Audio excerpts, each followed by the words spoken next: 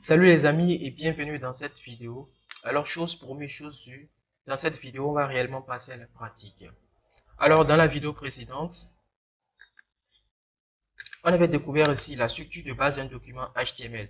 On avait vu le doctype, l'élément HTML, le head, le body et compagnie.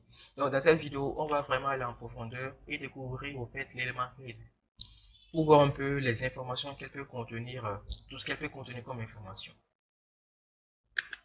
Ici, on va aller on prend notre navigateur, on prend élément HTML, MDL.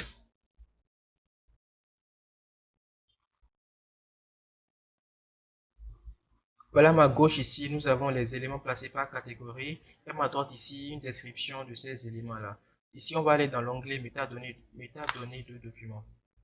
Ici, on a l'élément head. L'élément head fournit les informations générales sur le document, incluant son titre ou les liens ou des définitions vers des scripts et des feuilles de style. Donc, l'élément head, au fait, ici contient les informations générales sur la page web, incluant son titre. Donc, ici, il y a la balise titre ici, qui définit, au fait, le titre du document.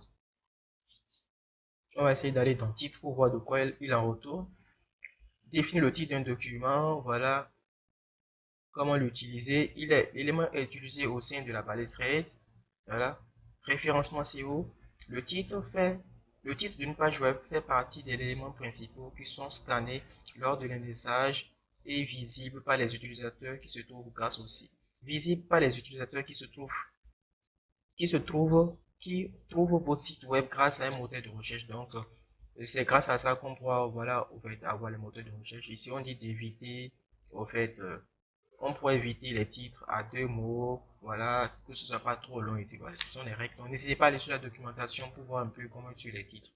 Donc ici, on va d'abord exécuter notre page web. Moi, je vais utiliser Live Server ici. Si c'est pas installé, vous allez dans Extension, Live Server, vous tapez Live Server, vous tapez Live Server, Live Server, voilà, Live Server. Moi, je l'ai déjà installé. Ou bien, si vous voulez pas l'utiliser, vous exécutez tout simplement votre script ici, votre code ici via le navigateur directement.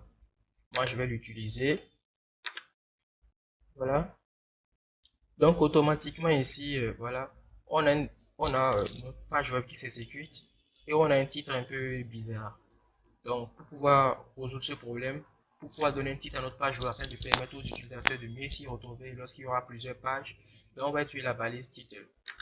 Ici, il suffit juste de mettre title et de mettre le titre, en fait, en respectant un peu les règles qui sont mises ici, qui ont été mises ici.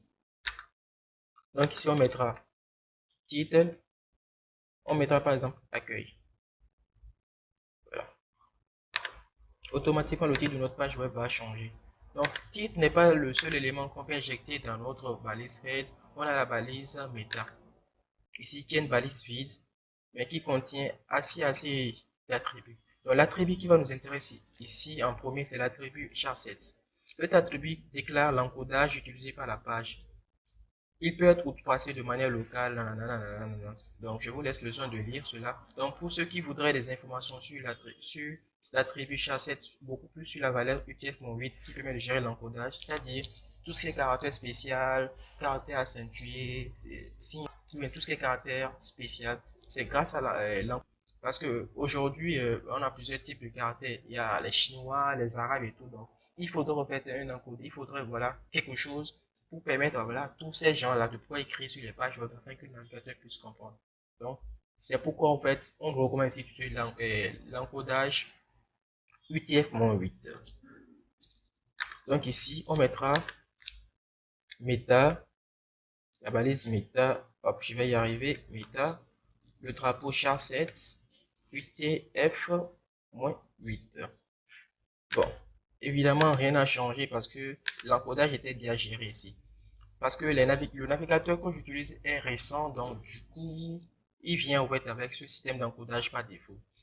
Donc ici, lorsque vous utilisez un vieux navigateur, par exemple Internet Explorer, et que je vais retirer en fait la méta, bon, en fait, je suis en sauvegarde automatique en fait, donc du coup, c'est pourquoi je ne dis pas CTRL S à chaque fois. Voilà. Et lorsque je réactualise la page, Hop, hop, bizarre. Voilà. Vous voyez voilà, il y a un truc bizarre qui est là. Bon, on comprend pas. Donc, lorsqu'on va remettre la méta en place et qu'on va réactualiser, voilà, ça va gérer au fait, ça va régler le problème d'encodage. Donc, n'hésitez pas à mettre cette balise là. On ne sait jamais, hein, qui sont ceux qui consultent au fait vos pages web. Peut-être c'est des vieux, ils consultent vos pages web sur le vieux navigateur. Mais aujourd'hui, en 2021, je ne pense plus que ce soit un problème. Mais n'hésitez pas quand même à mettre cette balise là. Donc ici, en plus de ça, on a la balise, on a l'attribut name et l'attribut content, qu'on verra ici, name et content. Je pense qu'on a déjà dépassé name ici et le content. Bon, lorsque vous voyez au fait cette icône là, cela voudrait dire que la balise au fait, la balise ou bien l'élément au fait, l'attribut n'est plus utilisé, c'est obsolète content. Donc ici, on peut donner en fait une description à nos éléments. On mettra une méta, un name, description. Et ici, content, qui veut dire en anglais, qui veut dire contenu en français. Donc, accueil. Bon, je mettrai ici, bienvenue sur ma page d'accueil. Tout simplement. Donc, il ne faudrait pas que ce soit trop long non plus. Il faudrait que ce soit un peu précis concis. Donc, on peut aussi mettre au fait ici une méta, une nouvelle méta, name. Hop. Name, keyword, mot-clé, keywords, mot-clé. Comme contenu, on mettra par exemple informatique, virgule, HTML, CSS et compagnie, voilà. Donc n'hésitez pas à vous rendre quand même sur la documentation, il y a assez de trucs ici, mais bon, c'est les deux que moi j'utilise, c'est ce que moi j'utilise principalement, donc si vous pensez que vous pouvez utiliser d'autres attributs, alors allez-y. Donc ici, il y a aussi l'élément link qu'on peut injecter dans notre balise head. Ouais, link ici, comme défini ici, l'élément HTML link définit la relation entre le document courant et les ressources externes. Donc cette balise va prendre particulièrement deux informations qui vont nous intéresser. L'information ici, rel, qui va spécifier le type de document externe, et le href au fait ici, qui va définir le chemin vers la ressource. Lorsqu'il s'agit d'une feuille de style CSS par exemple, on mettra tout simplement style sheet. Lorsqu'il s'agira d'une favicon, on mettra favicon. Bon, favicon, c'est ce truc-là, là. Cette icône-là qui est là. Et si le chemin vers, au fait, l'élément, si c'est un lien, on mettra un lien. Ou bien si c'est un chemin relatif ou absolu, si c'est dans un dossier, on mettra, au fait, le chemin vers le dossier. Voilà. Donc, pour ceux qui voudraient, au fait, viser une communauté particulière, par exemple, vous voulez créer le site web pour une communauté francophone ou anglophone, je sais pas quoi. Donc, vous pouvez spécifier ici, comme attribut langue, vous mettez par exemple FR ou EG ou EN. Voilà, si c'est en anglais. Donc, FR pour français.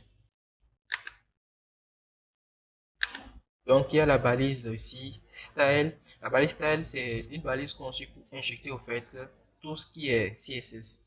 Comme on ne fait pas encore du CSS, donc on ne va pas parler de cette balise-là. Donc, du coup, c'est tout pour cette vidéo. On a vu au fait ici l'élément head et les informations qu'il peut contenir. On a vu ici le titre qui est une information très importante qui permet au moteur de recherche de mieux retrouver vos pages web. Ici, la balise meta char7 UTF-8 qui permettra en fait de gérer l'encodage. La balise meta avec l'attribut name description pour donner en fait une description à notre page web. Ici, la meta name keyword pour des informations, en tout cas pour des mots-clés, si c'est votre site traite de l'informatique, de HTML, CSS, enfin bref. Et la balise link qui a deux attributs vraiment importants. La balise rel qui permet de spécifier le type de document dont il s'agit et la balise href ici qui au fait définit le chemin vers la ressource externe. Donc dans les prochaines vidéos, on va nous intéresser à la balise body et de voir un peu les éléments qu'elle peut contenir. Sur ce, je vous dis à plus pour de très nouvelles vidéos.